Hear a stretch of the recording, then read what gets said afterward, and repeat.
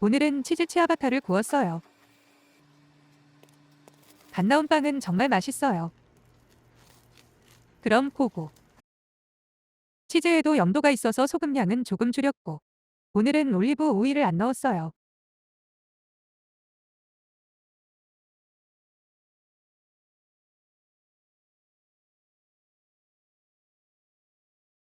물과 밀가루를 섞어서 오토리즈를 해주었어요. 실내 온도가 30도가 넘어서 잘 섞은 후에 냉장을 했어요. 1시간 후, 냉장고에서 바로 꺼낸 르벤과 소금을 넣고 섞었어요. 3분 정도 걸린 것 같아요. 반죽 온도는 21도였고, 오일을 바른 통에 넣고 시작점을 표시했어요. 30분 후, 홀딩을 했어요. 홀딩을 할 때 치즈를 넣어주었어요. 반죽을 당기면서 늘려주고 안으로 말아 넣으면서 폴딩을 했어요.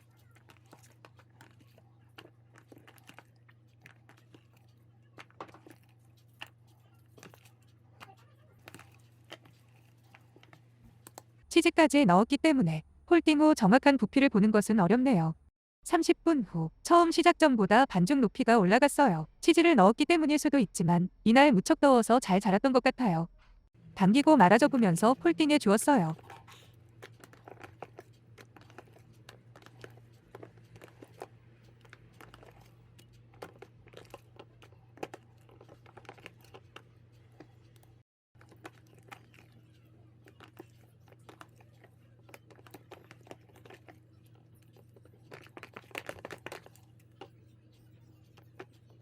삼십 분 간격으로 총 4번의 폴딩을 해주었어요.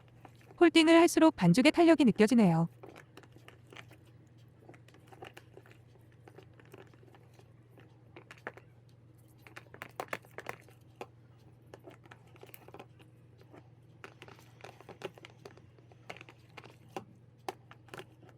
폴딩 후 반죽은 탄력이 있어서 부피를 비교하는 것은 의미가 없어요. 실온에 두고 지켜볼게요. 30분 후 처음 시작점보다 25% 정도에 도달했어요. 물론 치즈를 넣어서 부피가 커진 부분도 있어요. 냉장고에 넣고 내일까지 발효를 이어갈게요. 아침의 반죽은 처음 시작점보다 거의 2배에 가까워져 있었어요. 치즈 부피를 제외해도 50% 이상은 자랐다고 볼 수 있겠어요.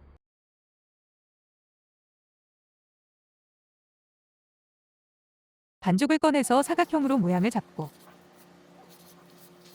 적당한 사이즈로 커팅을 했어요.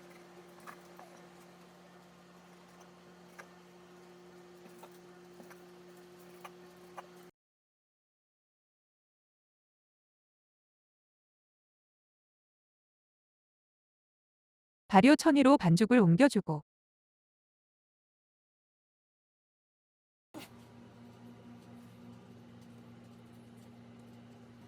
실온에서 발효를 했어요. 1시간 후 반죽을 종이 시트 위에 옮기고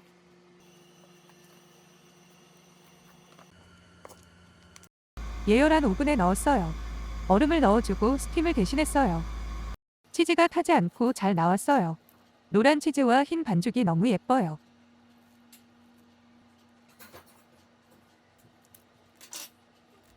이건 3분 정도 더 구워주었어요. 은은하게 갈색이 돌아도 예쁘네요. 오븐에서 굽는 시간을 조절하면 윗면의 색과 식감을 조절할 수 있어요. 나오자마자 궁금해서 잘라봤어요. 안까지 잘 익었네요. 홈베이킹의 특권. 나오자마자 먹어보기. 진짜 너무 뜨겁지만 정말 맛있어요. 식힌 후 잘라보았어요. 치즈가 골고루 잘 들어가 있어요. 짭짤한 치즈와 빵의 조화가 너무 좋아요. 그냥 먹어도 맛있고 와인이나 맥주와도 잘 어울릴 것 같아요.